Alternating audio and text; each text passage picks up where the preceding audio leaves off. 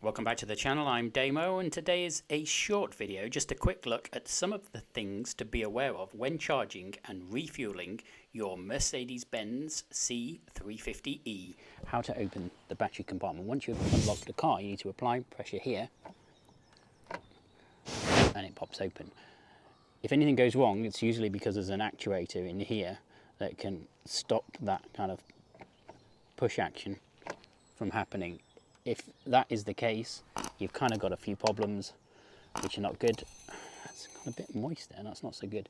It's important to keep this dry. I don't really charge the car up when it's raining or outside. I don't think that's very good for it. You don't want water really getting in there. It's electrics, obviously. So just be aware of that. If the actuator does go in there, unfortunately, you're going to have to get under there and get it off, which I believe is a bumper off job. But that is how you open the bit of pressure there, like that. How to open the fuel flap on your Mercedes C350E or C-Class. It's nice and long, probably because it's geared towards the diesel versions and there'd be an AdBlue thing there. Unleaded, obviously, in there. You push, if you didn't see that, this part of the flap here. You can hear the actuator whirring. That's the whole mechanism that would lock it as well. Push there and it will pop open. Just another word of warning, this flap is quite sticky outy. When it's open like that, what you don't want to do is bang into it or walk into it, because it will just snap or fall into it. None of this feels particularly strong. So when you do have it open and you are charging up, be super careful. So to answer some other charging related questions, how long does it take to charge the C350E on a normal 3-pin UK 240 volt household socket? The answer is between 2.5 and 3 hours. That's from the high voltage battery being completely flat. So it's not actually that long, and you think, oh, that doesn't take long at all. That's true, but just do remember the battery in here is really the quarter of the size of the one in the Renault Zoe, which they aren't particularly big themselves.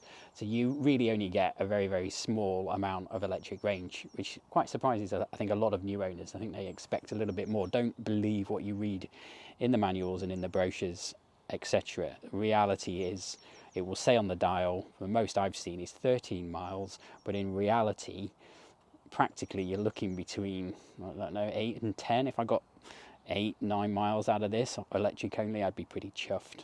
It's worse in winter too, because obviously you've got more heating on, especially if you use the preheating. That can pretty much sap all of the high voltage batteries juice. So yeah, battery life and range of electric only in winter is a lot less. In summer it's obviously a lot better. Another warning that you can sometimes get is a red warning saying refuel immediately. This car, for whatever reason, doesn't want to embarrass itself ever by running out of fuel, or embarrass you. So it will often go from stating very clearly that it has 60 or so miles range left before the fuel runs out, and it will go from that to nothing to instill panic, refuel immediately. What I've tended to do is wait until the petrol gauge is on 2 bars and then just fill her up. I think that's probably the easiest thing to do. Okay, thanks for watching. Don't forget to like, comment, share and subscribe, and we'll see you again next time. Cheers.